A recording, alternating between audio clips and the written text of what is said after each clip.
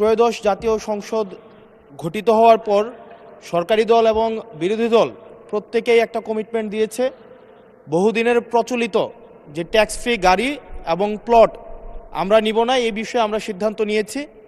এবং গতকাল এই বিষয়টিকে সমর্থন জানানো পূর্বক আমি এই সংসদে একটা বক্তব্য প্রদান করি, যেটি আজকে বিভিন্ন মিডিয়াতে এটা একটা বিভ্রান্তি ছড়ানো হয়েছে।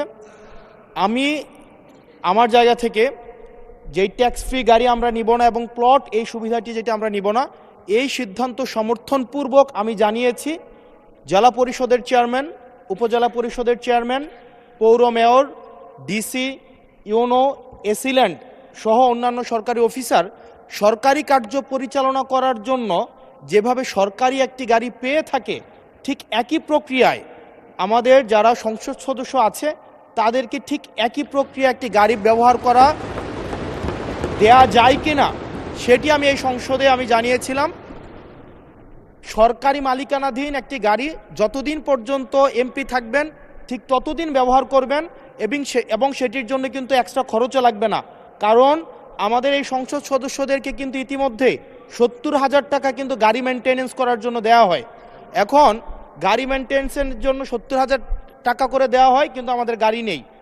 এখন আমার যে বক্তব্যটা সেটি হচ্ছে, গতকালের বক্তব্যে আমি কোনো ট্যাক্স ফ্রি গাড়ি চাইনি এবং ট্যাক্স ফ্রি যে প্লট এবং গাড়ির যে বিষয়টি রয়েছে সেটি অলরেডি এই সংসদের পুরো হাউস ঐক্যবদ্ধভাবে সিদ্ধান্ত নিয়েছে তারা এটি নেবে না, এবং এই ত্রয়োদশ জাতীয় সংসদের প্রত্যেকটি এমপি সেটির জন্য একটি অনন্য নজির স্থাপন করেছে।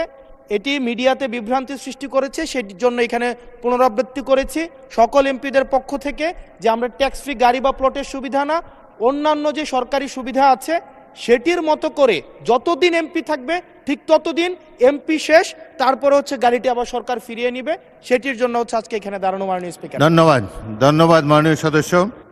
বিষয়টি ইতিপূর্বে ক্লিয়ার করা হয়েছে এবং আমার মনে হয় সংসদ সদস্যগণ ট্যাক্স ফ্রি গাড়ি এবং প্লট না নেওয়ার যে সিদ্ধান্ত গ্রহণ করেছে এটি দেশবাসী তাকে অভিনন্দন জানিয়েছে। ধন্যবাদ।